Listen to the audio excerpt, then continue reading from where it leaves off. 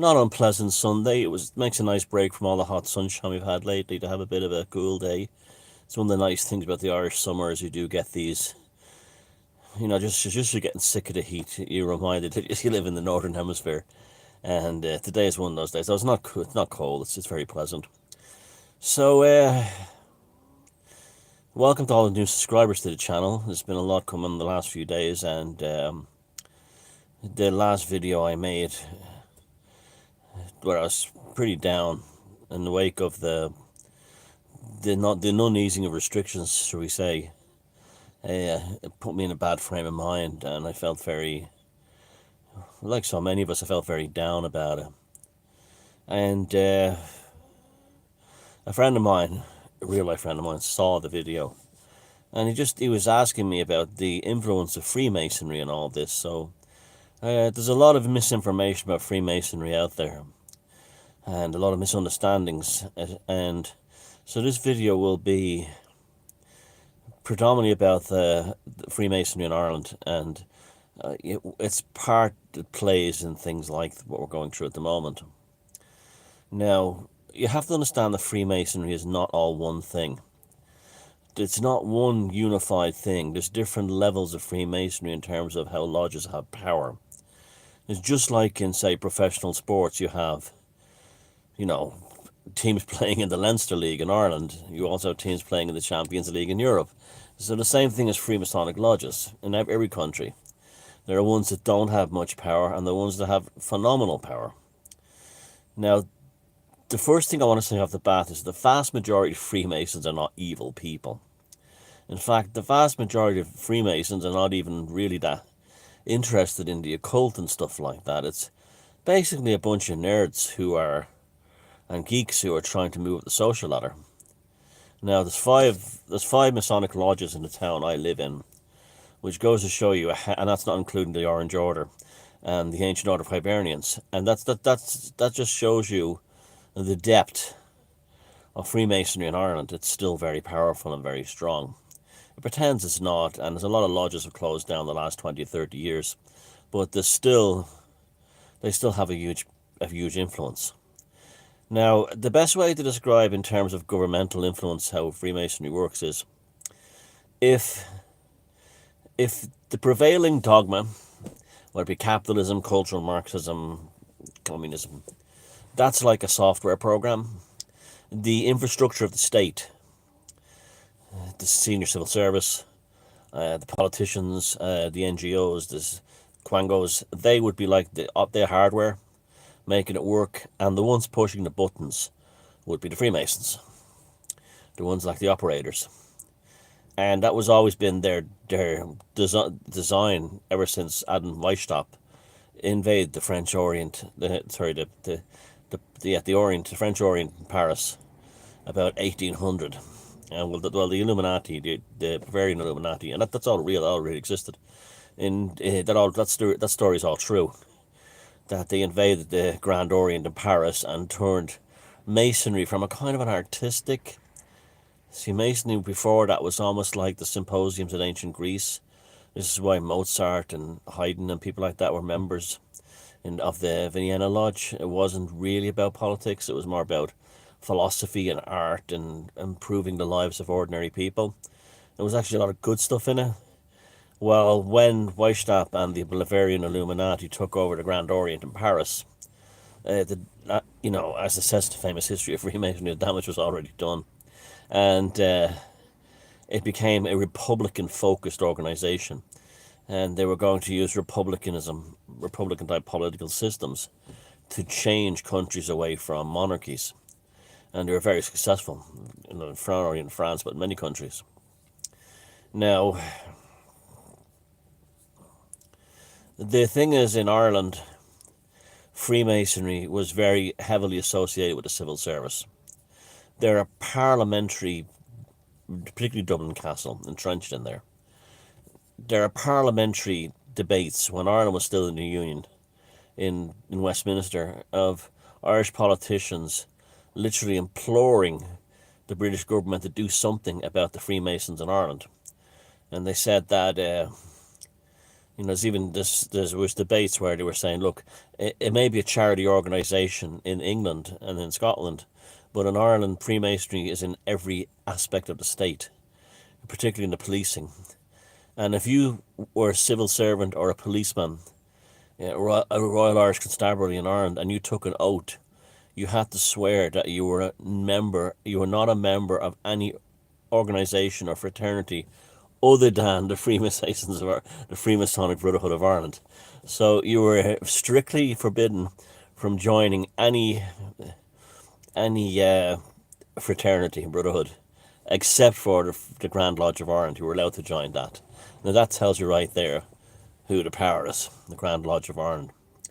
Now the Grand Lodge of Ireland is one of the oldest and most powerful, along with the Apollo lodges in Ireland and in the world. The Grand Lodge of Ireland is very powerful all over the world, not just in Ireland. A lot of the American fraternities are based out of the Grand Lodge of Ireland. Freemasonry seems to really have its origins very much in Ireland. If you look back through the history of Freemasonry, it definitely comes out of, though it did develop in England, it definitely brought in existing structures that were probably bardic, that existed in, well, they were bardic because that's what we're told in the history books, that there were bardic groups in Ireland who, around the 1600s, were absorbed into Freemasonic circles in UK and Ireland. And one was in the UK then, but Britain and Ireland, back then, from the old Kingdom of Ireland and the Kingdom of England. And they absorbed themselves into it, according to Thomas Paine in his History of Freemasonry. And also in Spence's History of Freemasonry, there's also lots of reference to, like, a lot of it comes from Ireland. So they always say, like, it's one of these things, like the tarot, the mystery of where it comes from, no one knows for certain. It's a big mystery. But Ireland plays an enormous role in the history of Freemasonry, just like Scotland does, just like France does. And it consolidated England because England had the power. It was the powerful nation around this area at the time. So, in Ireland, it was very heavily involved in the 1798 United Irishmen Rebellion. Now, that was a Republican rebellion where Catholics and Protestants were, theoretically joined together to free the country and set up a republic. And they launched a full-scale war, not like the wars that did free Ireland, but these were like full-scale military engagements, and going up against, and even with French help. And they could have won, except the French couldn't land 30,000 troops in County Kerry because of a storm. But they did land troops in other parts of the country. And although they had notable victories against the British Army, they ultimately were never going to win against one of the biggest armies, the powerful armies in Europe, without some serious French help. And they got some help from the French, but not nowhere near what they needed. And the rebellion failed eventually. And but one of the characters involved around that, who's written out of the books, is Daniel O'Connell. Now, Daniel O'Connell was seen as the great emancipator. He freed the Catholics of Ireland from the penal laws, because it was illegal to be Catholic in Ireland for for nearly 200 years. And he freed them from that. But he was a canny fucker, that guy, Daniel O'Connell. His statue in Dublin, he's in the Freemasonic Napoleonic pose. He was the Grand Master of the Dublin Grand Lodge of Ireland on Moldworth Street, next to the government buildings. And James Connolly, one of the leaders of this 1916 rebellion, even wrote in his writings about Daniel O'Connell, Daniel O'Connell was a strange character. Like, it's hard to know which side he was on. He claimed to be in favour of Irish freedom, but when the push came to shove and the United Irishmen started a rebellion to form a republic, he stayed inside the Grand Lodge of Ireland, and basically looking for ways to undermine it. And so he was a dodgy character. Even the way my heart to Rome, my body to Ireland.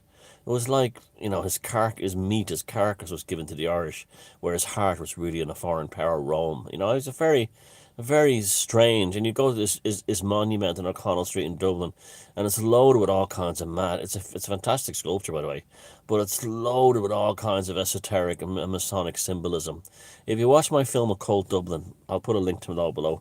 You'll get a good look at that. But Masonry was very heavily infiltrated into the police and into the British civil service inside Dublin Castle. Dublin Castle was pure Masons. Now, after the creation of after independence in 1922, Freemasonry still was a major player in Ireland, particularly for Protestants, and kind of understandably too, because a lot of the lodges on the East Coast, there was a fear that Protestants were going to be made into second-class citizens in the new state, and there was some reprisals in place in County Cavan and some nasty things done. So a lot of Presbyterians, in order to consolidate their power, they went back into the lodges to kind of give themselves a bit of security, and also the lodges started to explode in popularity again, particularly in small towns. All over County Wicklow, County Wexford, all on the East Coast, there's lots of Masonic lodges, and that directly comes from that time. They were either already in existence and they reactivated, or they actually started up new lodges. Within the new Irish Army, there was a very heavy Masonic influence among the officer class. A lot of the officers tend to be Presbyterian, Church of Ireland, and a lot of them tended to be Masonic. Remember, it's forbidden for Catholics to join the Masons. Now, there's still, these lodges existed all over Irish life, and although they never directly interfered, there was, they were held with suspicion by the government and by people like Todd Andrews, who was one of the founders of the state and one of the kind of architects of modern Ireland. He was always, in his book, he was in his own writings, he was always like, I don't like these Masons, I don't trust them. It's like, okay, they're not, we can't put our finger on anything that they're actually doing, but we have to watch them. They're dodgy, and this kind of attitude towards them. Now, Freemasonry in Ireland after independence thrived. It didn't go downhill at all. It actually went the other way. It probably did better in Ireland than it was doing in the UK, where it tended to be kind of more of a middle class thing, where in Ireland it tended to attract a lot of working class people too, ordinary people. Now, a lot of people think Freemasonry is evil, because of the occult aspects. Well, it depends on what you mean by evil, right? So, who is the god of the Freemasons? Well, the god of the Freemasons is basically considered a higher power. Okay, the god of the universe, the god of the unseen force, not necessarily Jehovah, or Yahweh from the Bible, but a kind of a god force. Now, within Irish Freemasonry and the Grand Lodge of Ireland, the god of Freemasonry is the esoteric Lucifer. So anyone, those people that say the Freemasons in Ireland worship Lucifer, they do. Now, but you have to understand what Lucifer is to them. The Freemasons, and this would come out of the older lodges, the older sort of more philosophical lodges of Central Europe, that the belief was that that 6,000 years ago, something happened to mankind, and they developed the ability to self-think, to think for themselves. We stopped being animals, and that was determined by a Presbyterian minister, a Church of Ireland minister called James Usher, who was also involved in the Masons, as the Anno Lucius, the year of light. It was also associated as being the year that Lucifer and his army were cast out of heaven for challenging God.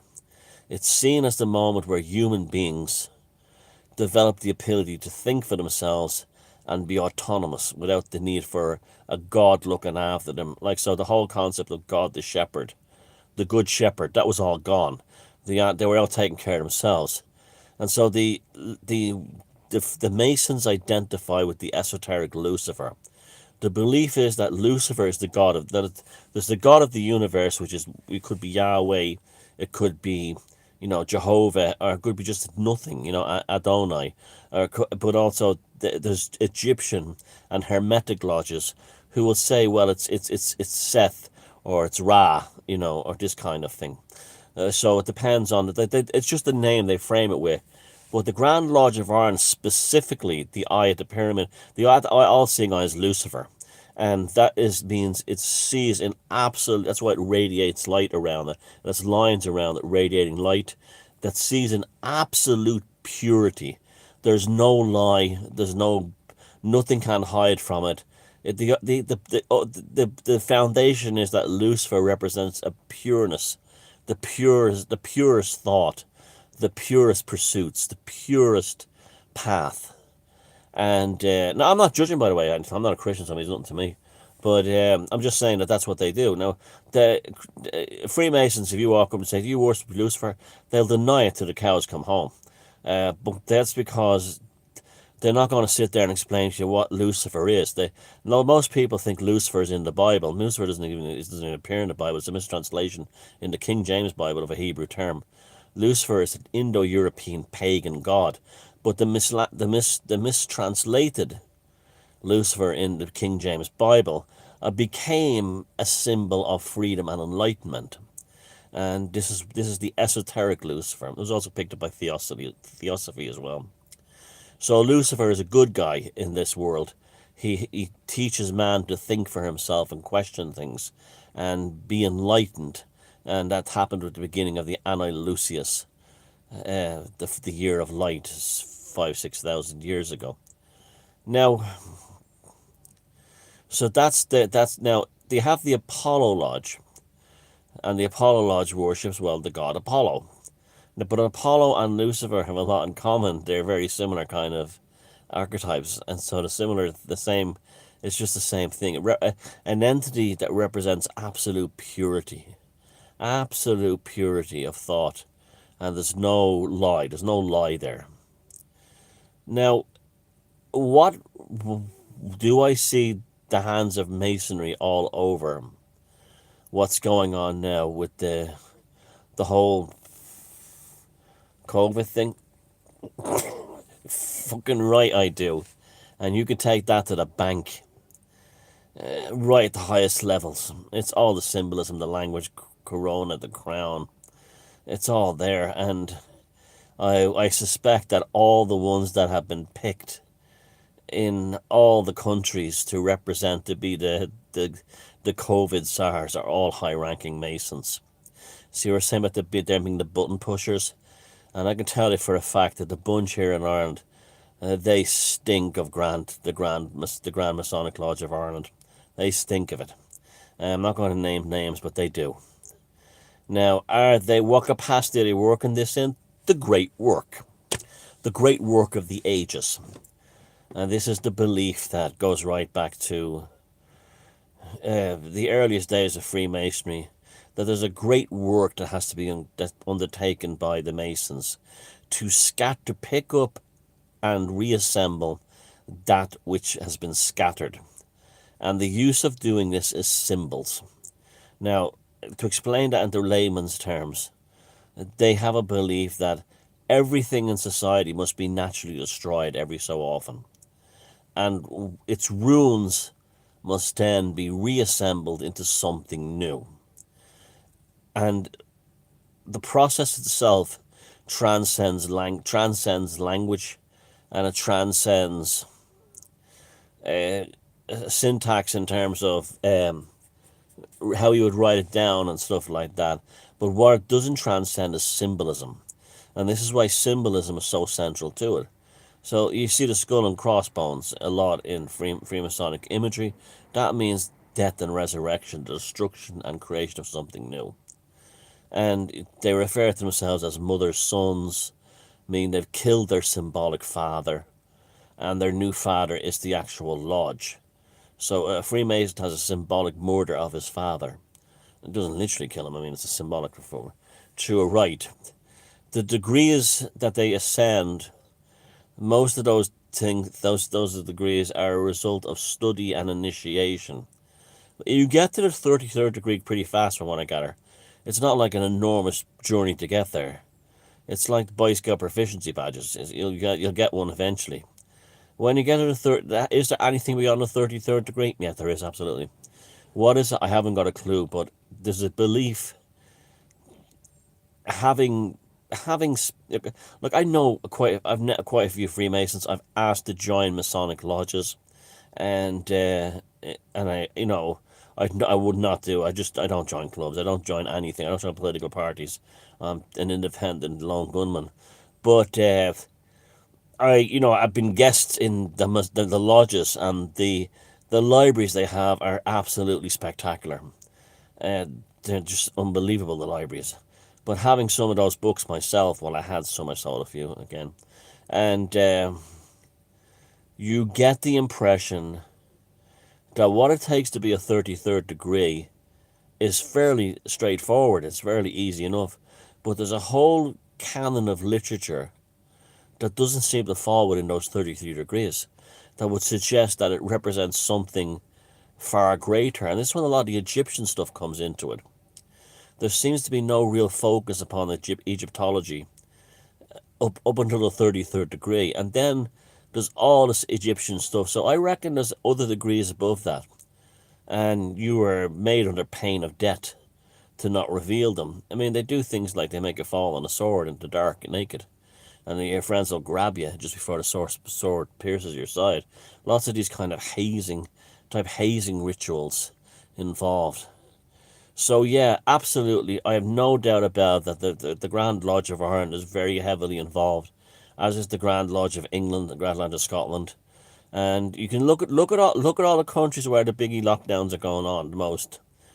They're all kind of Freemasonic Presbyterian countries, aren't they? Canada, New Zealand, South Africa, Australia, Victoria, Ireland, Scotland, England and Wales, sort of like northern parts of the USA. Funny, isn't it? Israel, big. Israel is a huge Masonic country. A lot of the Irish lodges and UK lodges are very heavily involved in creation of lodges there. And so it's interesting, isn't it? So I definitely think that all the so-called people involved in the rollouts and the needlecraft rollouts and all that stuff, and the czars, the needlecraft czars and the COVID ping pong czars, I'd say they're all Masons. They all stink of it. When I say I stink of it, I can tell them by looking at them. It's the funniest thing, but I can, there's a kind of it's like the Jesuits. You can tell it has a Jesuit swagger. They have the same thing the Masons themselves. Now, having said that, most Masons are very decent people that mean no harm to anybody and are not involved in enslaving us. Again, the local Freemasonic hall down from where you live, I can guarantee you, they're not bothering anybody. They're probably doing a lot of good work in the community for raising money for charity, and especially do a lot of work to help old folks and stuff like that, old soldiers and stuff like that. They're not the problem. It's just like I said earlier on. In soccer, you have the lower amateur leagues, then you have the Champions League. The ones you worry about are like the Grand Lodge of London, the Grand Lodge of Ireland on Moultrie Street. These are the ones that you worry that have the real power in Dublin. And so yeah, do the Masons have a big role to play in Ireland and a big role to play in what's going on now? Absolutely. You can take that one to the bank. Absolutely, they do. But at the same time, too, don't pick on your local Freemason guy who's just, in a lodge down the road because it's good for his business and his connections, and raises, does cake sales to help the old folks get a new minibus for their centre. Don't be picking on them because they're not involved. They're not evil or anything like that. But there you go. So it's like shades of grey all the way through that whole thing. And Masonry is a fantastic thing to study. It's a very interesting process, and like I said, if Masonry was still like it was in Mozart's day, I probably would join just because it was like a philosophical movement. But ever since Weishaupt and the Bavarian Illuminati, it's purely a political interference mechanism. But yeah, that check that out. My cult video, my cult Dublin video below on the link, you'll see that how infiltrated they were within the Irish state to the point where you had Irish politicians begging British politicians to do something about it. So look after yourselves and take care.